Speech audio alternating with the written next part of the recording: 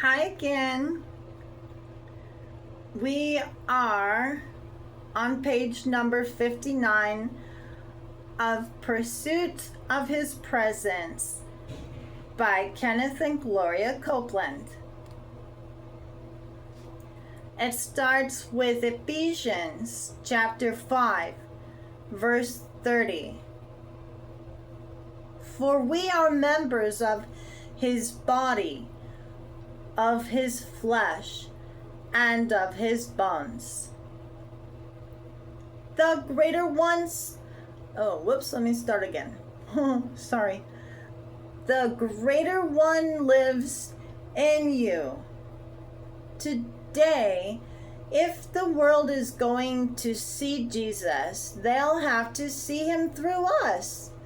We are His physical body. If His body doesn't preach the gospel doesn't get preached.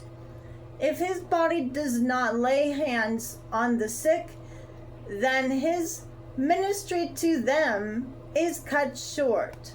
That thought surprises some people.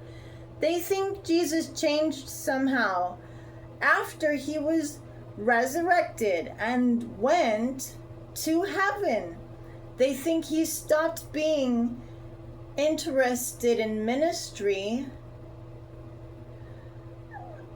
They think He stopped being interested in ministering personally to people like He did on the shores of Galilee. But Jesus didn't change. He is the same yesterday and today and forever.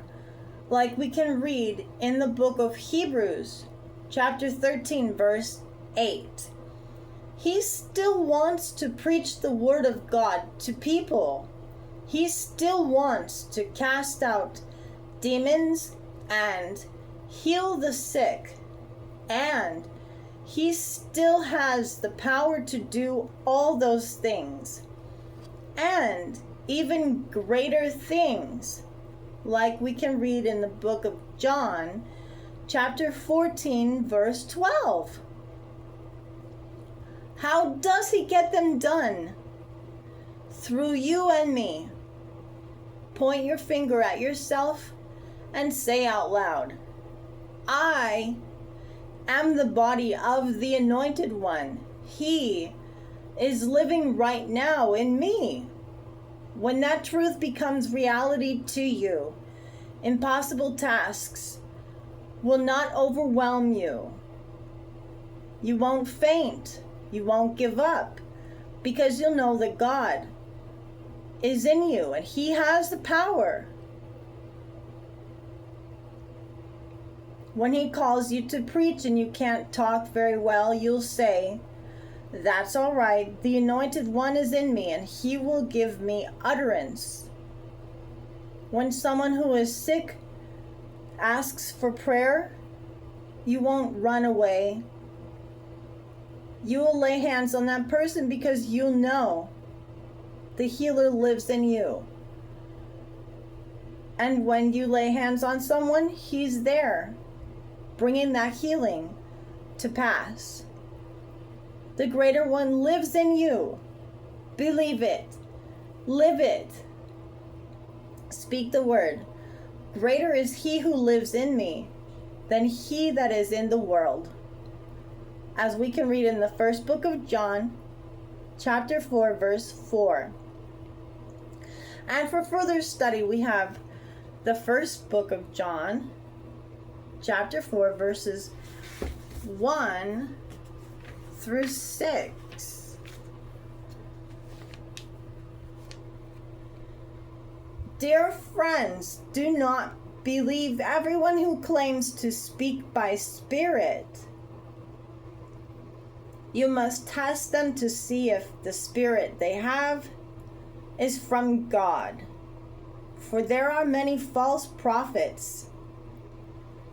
This is how we know if they have the Spirit. If a person claiming to be a prophet acknowledges that Christ came in a real body, that person has the Spirit. But if a person claims to be a prophet and does not acknowledge the truth about Christ, that person is not of God. Such a person has the spirit of the Antichrist, which you heard is coming into the world and is already here. But you belong to God, dear children. You have already won a victory over these people because the spirit who lives in you is greater than the spirit who lives in the world. Those people belong to this world, so they speak from the world's viewpoint. The world listens to them, but we belong to God. And those who know God listen to us. If they do not belong to God, they do not listen to us. That is how we know if someone has the Spirit. Peace be with you.